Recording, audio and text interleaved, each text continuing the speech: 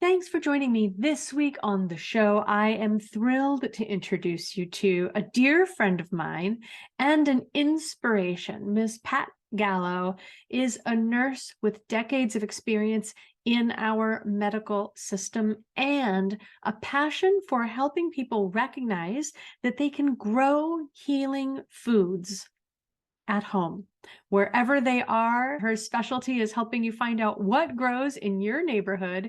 And I can't wait to have you join us as we dig into how beneficial gardening is on levels beyond what you might even consider. Thanks for joining us. So glad to have you with us today. Living in a stressful world doesn't mean you have to give up on happiness. Instead, you can shift your perspective of stress and discover how to live your life in flow. Welcome to Happified. I'm your host, Susie Vine. Join me for inspiration and interviews with folks who are shining their light in the world in the areas of positive mindset, health, and wellness. I'm so happy to have you here. What if you could maximize your meditation practice with a tool that maximizes your time and attention with images and affirmations carefully selected to boost your positivity, to help you integrate your intentions into your subconscious? I have a special gift available for you. Visit happifiedlife.com and click on the Start Off Happy button to take a look at the phenomenal technology created by Positive Prime that uses neuroplasticity to literally wire your brain for more happiness, higher productivity, better relationships, and greater success. Head over to the happifiedlife.com page to start off happy with Positive Prime. Enjoy it free for 30 days. Welcome back. I am so happy to have you with me this week for another episode of Happified, and I am thrilled to finally be able to introduce you to my dear friend, Ms. Patricia Gallo. Pat Gallo is a registered nurse, a holistic gardener, and nutrition geek, founder of Grow Health for You. She believes real food and lifestyle choices make you or break you. Chronic disease is preventable and manageable, one change at a time. After being ill herself, Pat discovered that healing foods do not have to be such a mystery. Some can grow in your own backyard or be purchased at the grocery store. Then she learned which foods give you more bang for your buck financially and as a long-term health investment.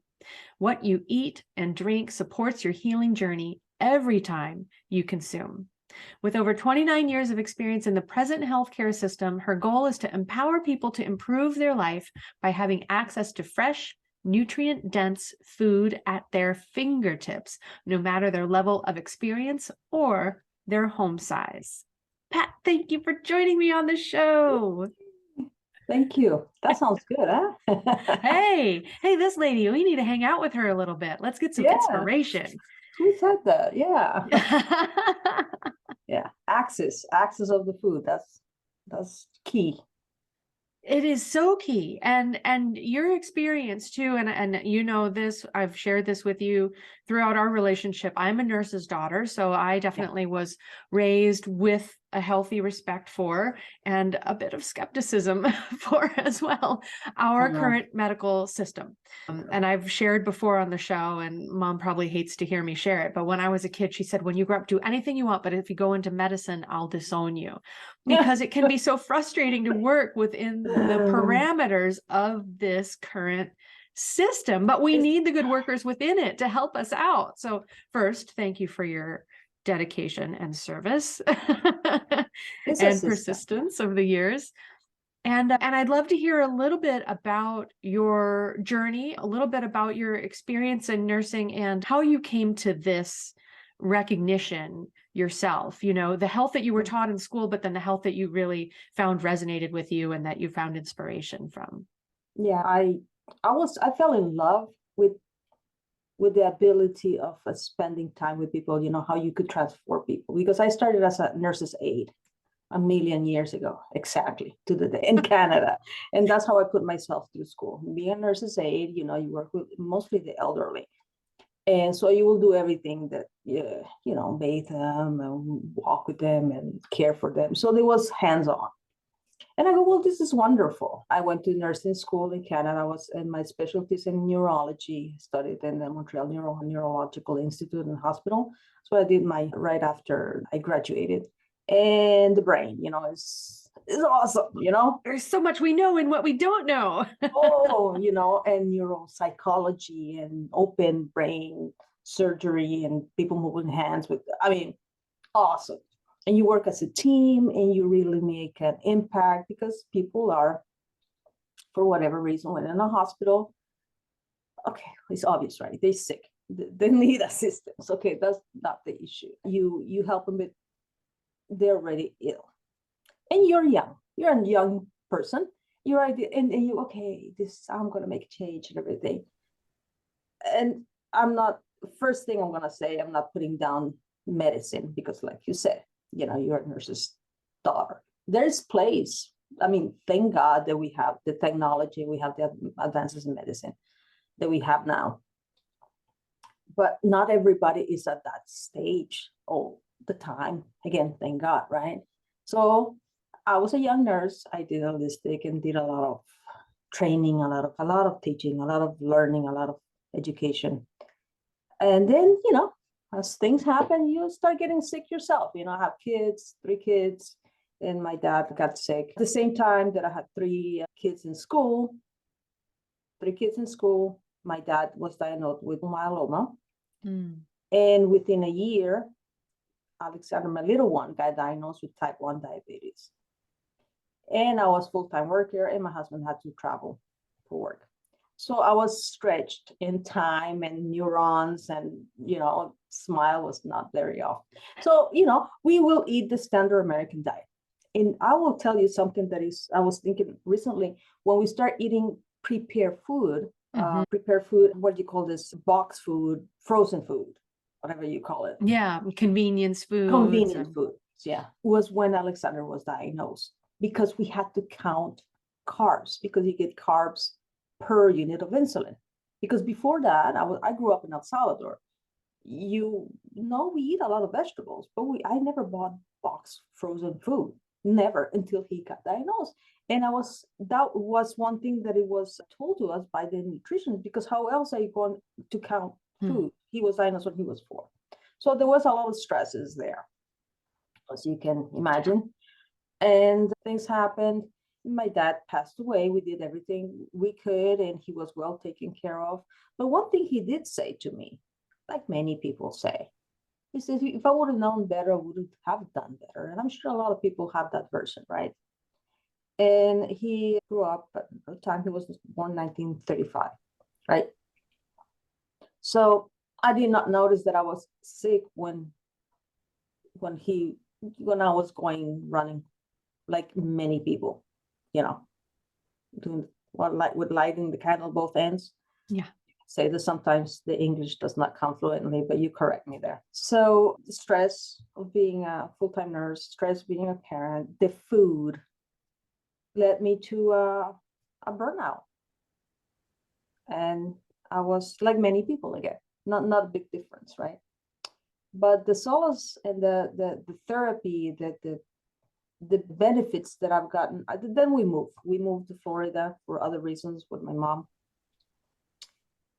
And that love that I had, that I fell in love with when I started my career, and what I kept working, even before my dad was when my dad was alive, I did notice that the difference, 2 people could have the same illness, Susie, the same illness, and will not react the same way. You go, genetics. Yes, genetics has a lot to do with it, but really, it will be so drastic.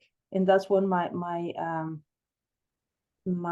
journey began, when the dietitians are not putting them down. They'll say, a calorie or a carb is a carb is a carb.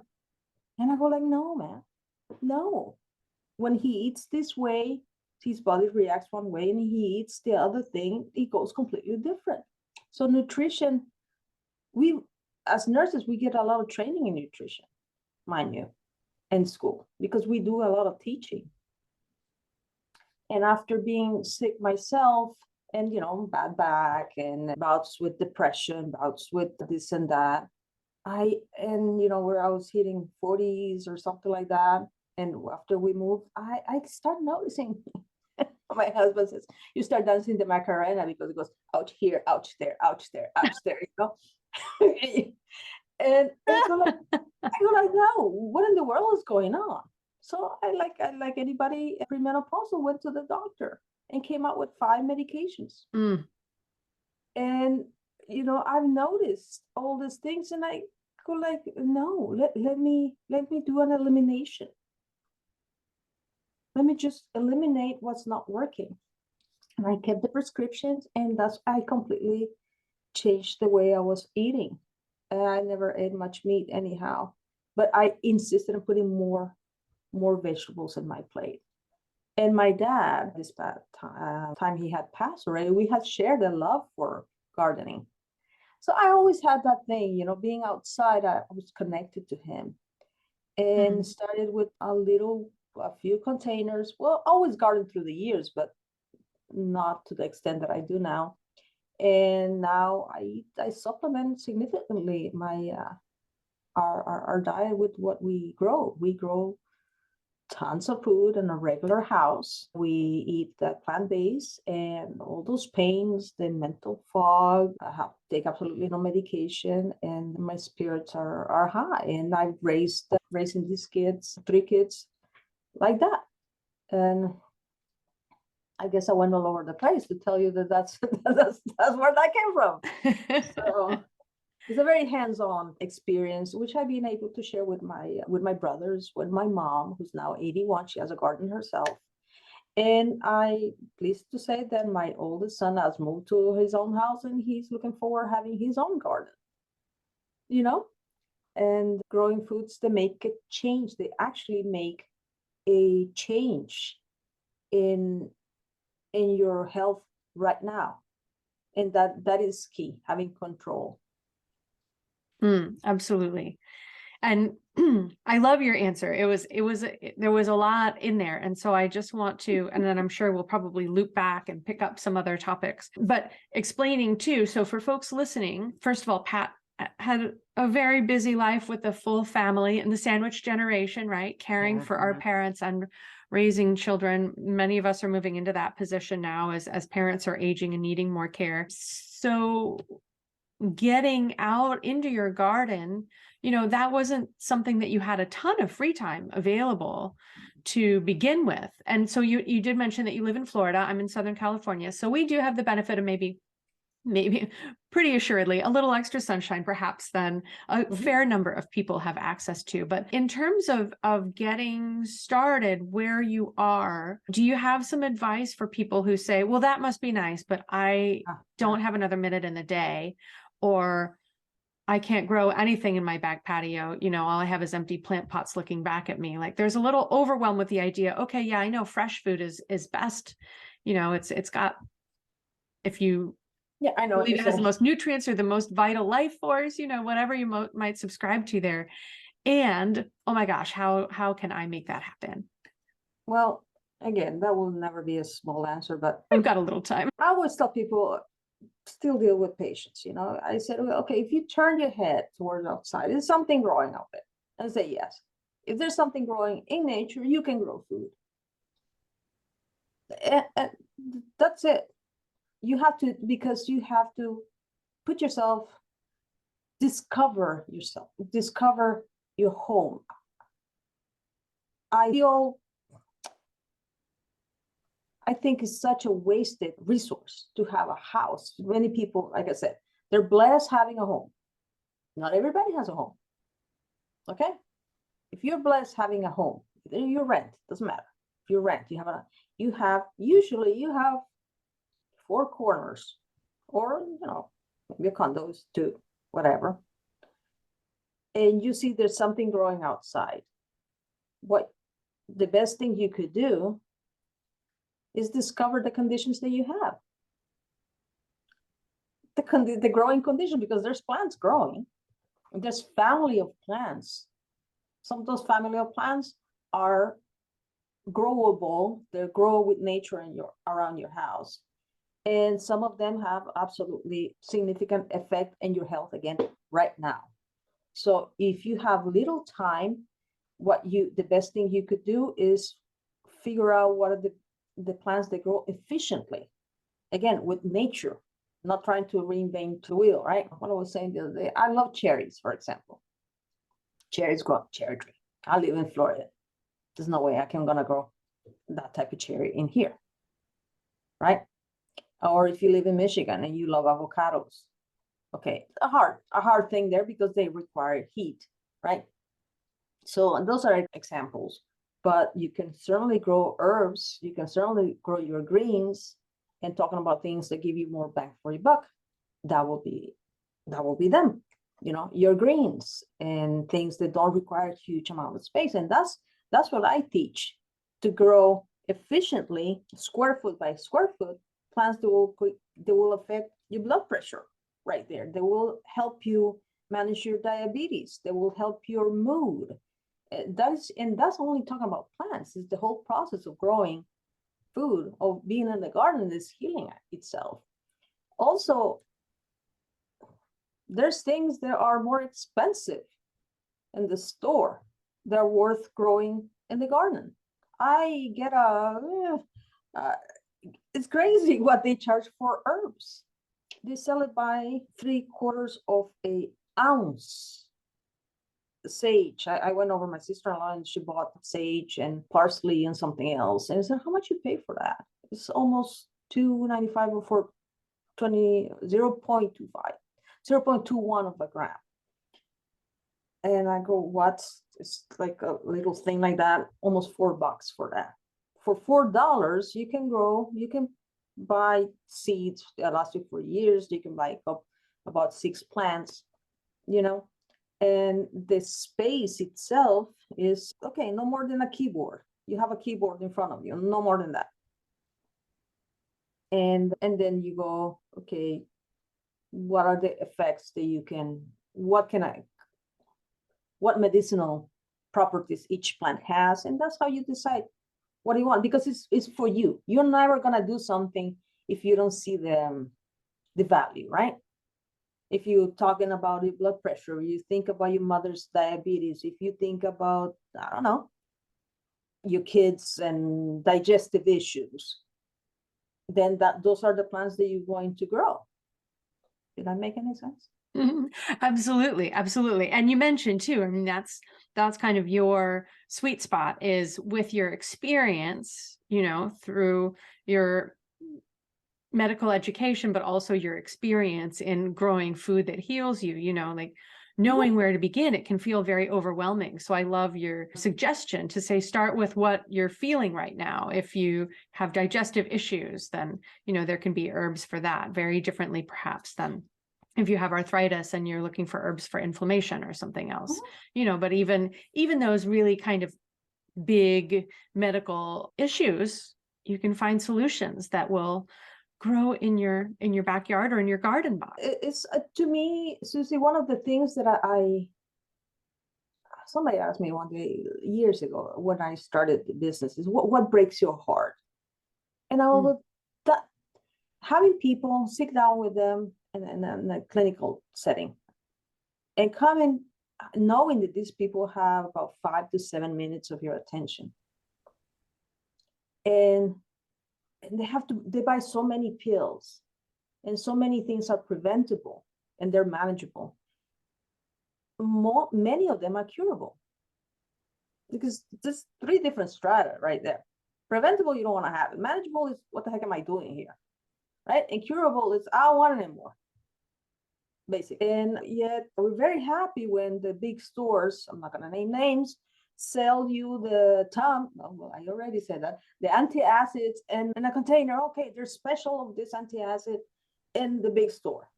So you get in the car, you spend your gas, you buy plastic in big containers of this thing that's going to be antacid. But you know that you could have again, in half of a keyboard size, mint in your patio, which you could use. You know, you can make mojitos, okay, if that's what you want to do. Mint, fresh mint, dry mint, and I put it on my rice. Have you ever made steam and that you put the mint on top? It's delicious.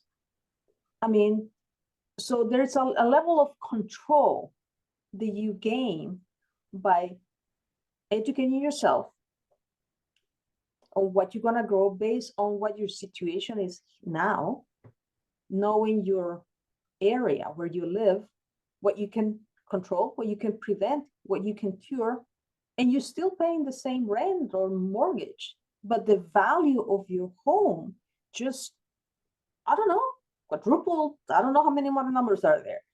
To me, it's such a waste of opportunity.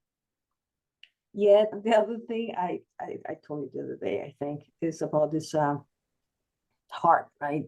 Hypertension.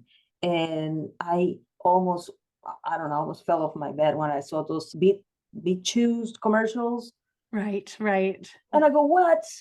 And Gummies for everything now. Gummies for stress and gummies for sleep. gummies So for this and gummies for beet that. gummies for heart health, huh? Because God forbid beets are going to taste like beets. Because anything in a gummy is coming with a good dose of sugar along with it. And okay, but the only thing I go is great because people are going, okay, so beets and heart health, great. Okay, maybe let's find something positive in it. Again, the plastic that comes in and there's a wasted space is filled by a cotton ball. There's that thing to put on top and you buy it, or you could under $2.50, you can buy enough beets for a year. And you can grow them now, by the way. It's cool weather. And Cool you can buy crops. you can also eat the greens, the beet greens, which are high because of their high content of nitrates, which helps relax your blood vessels, decreases your blood pressure. You can make juice, you can eat them fresh, you can steam them. I like to grow the medium size because sometimes I don't even have to cook them. They're different color beets also, by the way. And you go, oh, okay, that's wonderful. So, I can talk a lot about this. That will never end. Well, and you did mention earlier when you were talking about, just the emotional benefit that you get from gardening. And I am a farm girl. I remember my grandparents always having a farm. And as a kid, I was stubborn and, oh, why do I have to go help you by weeding in the garden? And I didn't want to know anything about it. And now friends say, oh my gosh, how do you know what all of these different plants are? And it's because I've always been interested, but now it's not an obligation, now it is kind of a respite for me. It's a chance to get some fresh air. But in your experience, I'd love for you to share some of those benefits. How does the act of gardening help to relieve stress, to help us feel better? Yeah. I love that you brought it back to this because for a while, I worked from home also, being a nurse case manager on the computer. And that was already when I was here. And one thing that I did notice is that stress. I never had such a big high pain, back pain. That's when I was working only in the computer. Yes. Now, when we're talking about noticing this, so you notice. When you garden, you notice change. You have to notice change. You put a seed, or there's a bloom coming, or what is this weird looking insect here looking back at me? Where did my tomato go? Stuff like that, right? But really, I even noticed it when my husband, he goes, Pat, come here. And I go, what? Look at that. And I go, yeah, that wasn't there yesterday. And the childish look that you find on this man's face, he is in awe. He is like a child. And I've seen this with obviously with children. I've seen it with people in their 80s. I've seen it with people in their 40s. It doesn't matter what age. So you can discover there's so much variety that you can find in the garden. Insects, birds, different bird sounds, different sounds of the same bird during the day. You can find colors of butterflies when the butterflies cocoon, when they hatch, and you have it's a whole thing out there. So I can go and look at this. Instead of taking these medications, I can set up a small space, half of a table, and dedicate it to make a garden. And that is a place that I can designate to be my recreation daily. So I have a reset button system for my stress. And again, it's still in the same house. And it's going to give me herbs and it's going to give me fruits. So that is a stress. That's part of the stress management. Sometimes I don't like to use that word, but it's part of the stress cycle. But I have designated it for it to go there and get myself lost. I'm actually the issue is to come back inside the house sometimes, not to get lost. So give myself 50-minute breaks, and it helps me go into that awe period, because it's an ever-changing, and I think it's such a healthy and needed thing to have, that I wish everybody has it. I wish everybody had it, especially when I see patients and they're so stressed to go and get the food, stress about this and stress about that, and it's doable, I think. Well, and you have really opened my eyes to some possibilities that I never would have given credit to, as you're talking about the things that you can grow in a small space, but also as you have shared with me over time, some of the things that you use to grow plants in. How do you spark inspiration, or what are some guidelines you might have for containers? Anything that can hold, anything is fair game. Anything's fair game, boots, containers. I have wheelbarrows. I have a couple of wheelbarrows. One that I used to use, and two that we found in the trash, and we put holes in the bottom. And I grow herbs there all the time, peppers. I love to what is it called? Upcycle. I love to upcycle stuff. Fishing rod. Sometimes plants need support. Right. Anything you can make a teepee with. And it's cool. It's cool looking. So at this point, I have several gardens in the back. And I grow the same plant in different places, just to see how it goes. But it's part of the fun, actually, is also talking about stress and how you can use your space and your imagination, your creativity. That also keeps you in flow. Yes. And it's something, that I learned that from Susie. We had a big elephant ears. The plant, elephant ears. So they're not edible, are they? Are they just decorative? Are they decorative plants? In some countries, the bulb, okay, can be eaten, and it's the same family as taro. If anybody eaten taro root. All right. Okay, so this elephant ears, big leaves. We made a mold with cement. We made a mold, and then we attached it, and it had the veins. It was so cool. And then my son painted it, and I mean, we were just having fun out there. And it is a thing that I've done many projects with the kids since they were very small. Sometimes they wanted it, sometimes they didn't want it, but it also fosters unity. Like you were talking about being in the sandwich generation. I garden with my dad, who passed away. I garden with my kids. I garden with my mom. I garden with my brothers. And I have friends. And I have little kids that pass around the house. And they go, "Hello, Miss Pat."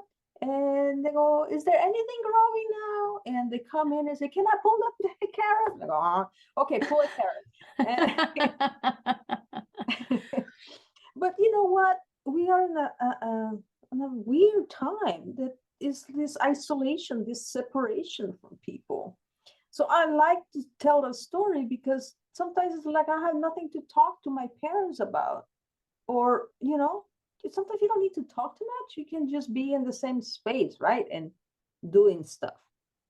So it has a lot to do with, it fosters community. Absolutely. One experience that I've had here, and as I've complained to you, so I need a house call from Nurse Pat to come bring some good medicine to my garden. But it's very dry in San Diego. We've been in drought, and so I feel guilty about watering. And So there are very limited things that we grow successfully in our yard so far. Maybe this is the year that I finally turn the tides on that.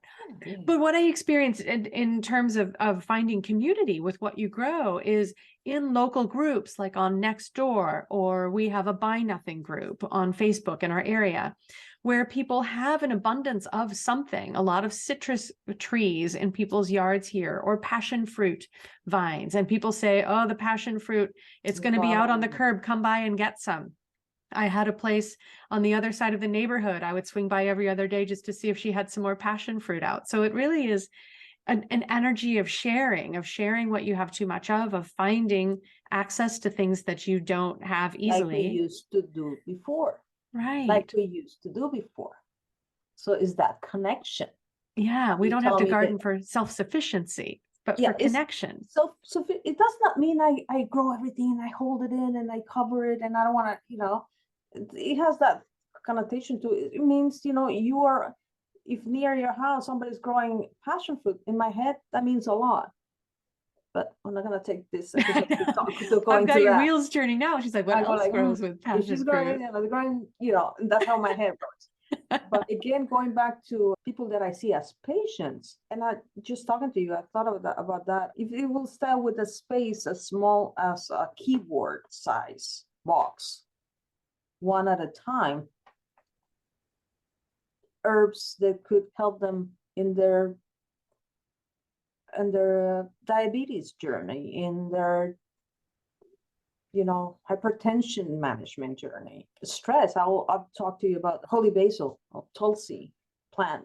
Yes, adaptogens. Like, is that an adaptogen? God, yes. And that is the other thing, is that the smells. It's a thing that you have to experience with all your senses. Yes. So you don't only eat them. It's a smell, it's a texture, you take those leaves and I actually put them in my neck, and I can instantly feel. And I wish I could just give that experience to people, because it's missed. And we have, going back to what brought me here, we have been taught that it has to be consumed from you know, you have to walk in the store and go in the back and get all these things. And sometimes barrier to health is monetary. You know, a barrier to health is, I don't have enough money to buy this. And I just invite people to say, well, maybe that is not so. If you need to spend the time and the resources for the soil and the container, which could be anything, as long as it doesn't have paint or thinner in it, the rest is fair game. If you're going to spend money on your soil and on a good compost, you can grow so many things that are good for you right now. You know? Yes, and I think that accessibility, you know, I think it doesn't occur to so many people that what they're buying in capsules is something that we can be growing, and we know exactly where it's come from. Turmeric comes to mind. Turmeric is such a great anti-inflammatory, and a lot of people I know are using the capsules or the powders. Mm-hmm. And I see in our local health food store plastic containers full of the roots. And I know this is one of your favorites. And you know, when you asked me how you start growing, I went all over the place, but actually one of the things that I started growing first was turmeric. And and the hardest thing for me, and that was a long time ago, was to find fresh turmeric. Because I grow turmeric, I sell turmeric, I live turmeric and ginger and taro and all these things that you grow under the soil. Anyhow, the hardest thing for me was to find a sprout turmeric that had not been sprayed, because it will not sprout, because that's what you get there.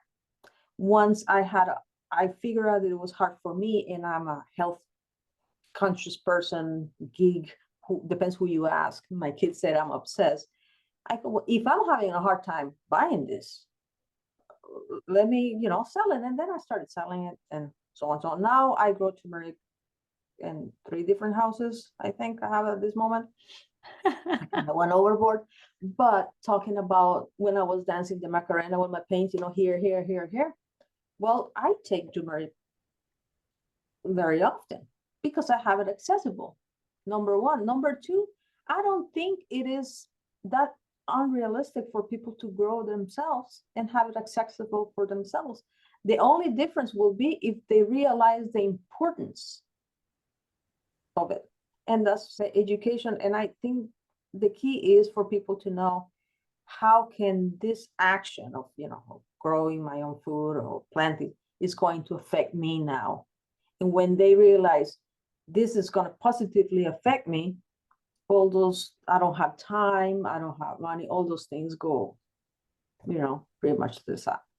Because, I don't have anything against roses, but many people are going to spend a lot of money on the front, whether there's a drought or not, they will grow their own plant in their own place. Correct me if I'm wrong. Right? I see a lot of it out here. Yeah. And my mom used to grow roses when we were little. Roses take a little water. That's fine. But I mean, you can grow so many things. I have aloe vera in the front. I use it all the time. And I have tons of it. So if one thing I could communicate to people is, to try to find out what their goals, their health goals are. Let's say inflammation. We're in pain. Okay, so what anti-inflammatory food could we talk about? And we're talking about turmeric and ginger, and many more. And leafy green vegetables is one of the things that I think it gives you more bang for your buck in the small containers and small places. It will make a difference and are part of the dirty dozen. They get sprayed a lot. That's a great point. And some people might not be familiar with that. I've mentioned that before, but the dirty dozen list, can you explain people what that is and where they can find it? Well, you have the environmental working group puts this yearly of clean 15 and dirty dozen foods, which means that these are the foods that most probably get more pesticides. Right. And they continue to be sold because the farmers, the producers of this, their goal is to make money. Nobody's out there to kill you, right? But they want to sell, right? Right. They want to grow efficiently. They've been taught practices of efficiency, which may or may not be true. And that's the way it was. Okay. People used to have pesticides and you were working on the farmers were there and things were spread on them. But again, like I said, like my dad said, if I would have known now what I know now we know that's not cool. we know it's not cool, and we had awful experiences and we have the data and, genetics alterations and everything, right? So if people can go to the environmental working group and download those two lists and you see that you have your kales and chard and spinach as one of those foods that most probably has toxins because of pesticides. It just happens that those foods are also awesome to bring down your blood pressure. Imagine that. You could buy those foods in the store, organic, which means they will not have those pesticides. Or you can grow them yourself because those are the things that you can grow around, and you will grow such variety that you've never seen in the stores. All types of colors, all kinds of, and that's pretty much what I teach for people to grow. And that's when I say when to grow the most bang for your buck is to grow the things that are gonna make a difference for you now. Because what is the use to going to the doctor and it tells you, okay, eat more, fruits and vegetables, and I'll see you in months and whatever. And you don't know what, and some people feel like, I don't know what to do because it's so expensive when I buy it organic, right? And by the way, the first step in correcting your blood pressure, for example, is modifying your lifestyle. And that includes your diet. And that's doable for you now. So I think it's very empowering. Am I crazy? No, I think it really is. And once people can get over those obstacles, you know, Oh, those initial objections. Oh, I don't have room. I'm not gardening people. yeah, I'm not a I don't know gardener. where to begin because we don't have to spring fully formed, you know, an expert in the area. You can start with one thing. You can start with growing the herbs. Yeah, Do you and I'm sorry. I think a lot had to do with this comparison thing, this ideal that we have about what a garden is. You know, the Instagram picture, the whatever, right? It does not really have to be like that. You're not gonna be growing a picture. You're gonna be growing a living garden, which is gonna look like whatever in February, March, and then April. Probably is gonna. It depends where you live. You're gonna grow. You're gonna buy a bag of seeds, and you're gonna grow, and you're not gonna continue growing another one, and you're gonna eat it. I mean, take a picture if you want to, but the purpose is for you to eat it, right? So if we want to get that idea, and it doesn't have to look ugly either. Come on, it doesn't have to. Actually, I actually find that I love to say that I color when with gardening, because I plant higher plants and some that go back and the medium looking plant, and I put lemongrass and I some chard, and I think leeks look beautiful, and I interplant, and things don't have to look horrible, but that row of everything perfection taken from a whatever you call those machines, from the top, and everything's perfect. That's a professional. That's a professional picture. And those from the side and the lady walking there, that's a prop. I mean, that lady has 7 gardeners. I don't know. She, but you're talking to people that work. I work full time. You're working, you have a family, and you want to have something that affects your health right now. You know that it's going to be a living healing garden. And that's an organism. It's a living entity. Well, at least I think it is. Well, and I think we've definitely been touching on some of the lessons, some of the experiences and awarenesses that we can start to open up to through the act of gardening and starting to eat from what we grow and knowing the whole process. Certainly, if you start from seeds and see the change every day. What are there any things that we haven't covered in terms of what we can be learning from the process? What can growing our own food help us to understand or be aware of? Well, there's a lot of life lessons, I will say. Patience, resilience, patience. Things sometimes don't go your way. And that doesn't mean that you give up, right? Sometimes you just have to try another way. There's a lot of lessons right there. I was just showing my son the other day, I have a tray of seeds going, and I took a picture and says, which ones do you think I planted first? And he says, that one. Why? Because it's the tallest one. And which one do you think I planted the last? And he says, that one, because it's smaller. And I plant all of them at the same day. And that's the way we are. Not all the seeds, we're not all the same. Some of us take a little longer to get there, right? But the mistake is, like you said, the mistake is in giving up. Giving up to that seed, not taking care, don't give to the seed what it really needs. I've had so many conversations with my kids while gardening, and don't tell you they're not having a conversation with mom, they were just working. So the gardening is a place to have that space to have a conversation, to connect. But you're pulling weeds, or you're, in our case, with potatoes, gardening a lot of sweet potatoes. And for years, I've learned so many things that were going on with them or with the kids' friends, the problems. I can tell you that I've solved so many problems sometimes when I just go outside. I'm inside and I'm going, how am I going to do this financial issue, this dealing with this, whatever. And I just take off outside, and it's just that disconnection is just sometimes you give the time to, I don't know, the solution just comes. And it's the physicality of it also. Yes. Because there's a wisdom in movement. And one thing I have to tell you is, Susie, if I'm not feeling well, you can tell in the garden, because the garden's not looking well. So it's my accountability partner as well. For somebody, sometimes that your moods go up and down and up and down.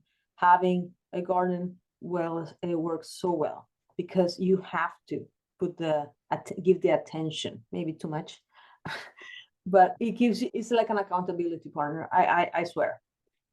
And people, we used to have that. It was common that everybody used to have a garden. And right now, there's a tendency for every house to look the same. And I'm just inviting people to use your resources towards your own health. I think it should be a no-brainer. Well, and I love what you were sharing too, that permission to let it look like whatever it looks like for you. It's not about getting that perfect photo from the drone, the perfectly manicured, rows of tomatoes and this and that, but the things that you actually grow, the things that fit in your season, the things that volunteer and came back. I just was outside a little bit ago and found a volunteer kohlrabi that came up from last year's harvest that we had given up on. It's like, who are you? I love the fact that you grow kohlrabi. Kohlrabi. Yes. Thanks to our former roommate who left a garden box behind. And we've turned it into a little succulent nursery, because that does grow in San Diego. But here's a little kohlrabi fighting for some air. I think they're so cool looking. I think kohlrabi is so cool looking. They look like little aliens. I have a purple kohlrabi. I grew it and I go like, oh man, that's so cool. It's like a radish and a broccoli and went somewhere and that came over. It's so cool. There's so much variety that we don't eat. There's so many varieties of vegetables and greens that we don't eat because they don't make it to the shelf, because what's put on the shelf is for shelf life. Right. I'm repeating myself there, but it's for shelf life, not for nutritional value. So take that. We're missing so much, and we have so much potential in the same house that you already own or rent. That it's a missed opportunity. There's your physical health, your nutrition, spiritual, and the community movement. Again, these are practices that we used to have before, and we're out the window for practicality, whatever. But knowing now, we cannot longer say we don't know. We can no longer say we don't know. So I think key is know know thyself and know your own house. And that's how I start. That's what I teach, to first master your own growing conditions. And from there, the sky's the limit. Yes, and you have some amazing resources that will make available to people. You have a terrific kind of starting point as you share your 5 S's of growing food, which helps to give kind of that bird's eye view again of what are the factors that we need to be tuning into to grow. Yeah, because like you told me, if I start saying what Susie can grow, we'll never end this. But it's to stop trying to mimic what the other one is saying. You need to, concentrate what you can grow, maximize that, grow it to the best of your abilities, and that food will make a difference for you in the near future.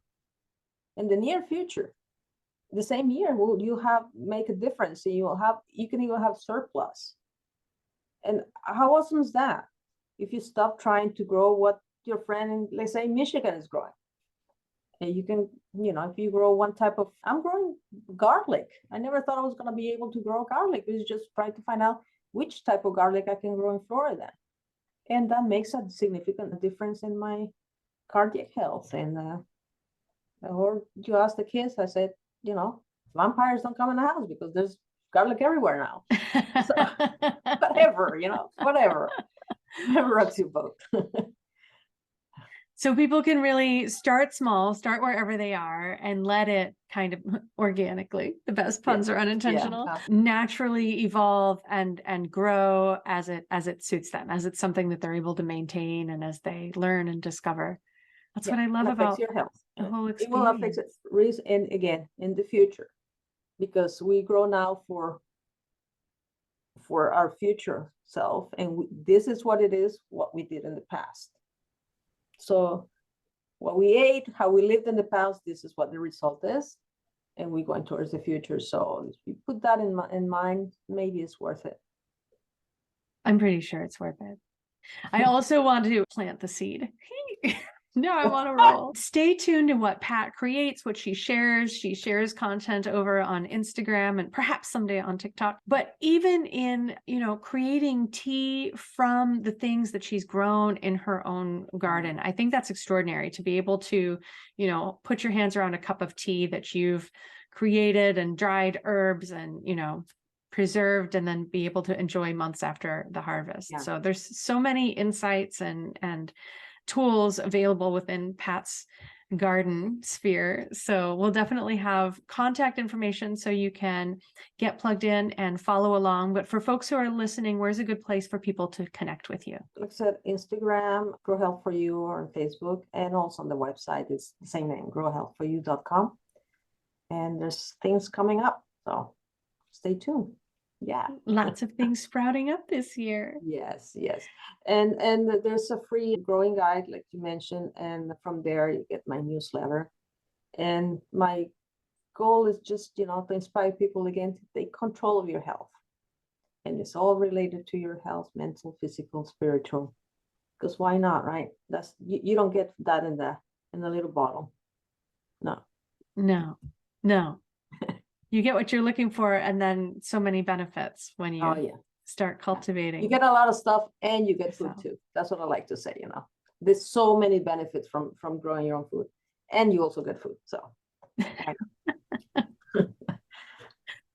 thank you so much, Pat. Thank you for joining me. We could go on for hours. You mentioned a couple of different specific complaints that people can have that can be supported through homegrown plants, vegetables, and herbs. And so we might come back and revisit some of those specific topics. But thank you so much for getting us started and getting some ideas percolating today. Thank you, Susie. Thank you for your time. Take good care. Thanks for joining us today. To learn more about living life with less stress and more flow, visit happifiedlife.com. Subscribe on your favorite player to catch the next episode as soon as it's out. Sharing really is caring, so please rate and review the show while you're there. And if you know someone else who would love it, please pass it along. Until next time, my friends, keep on shining.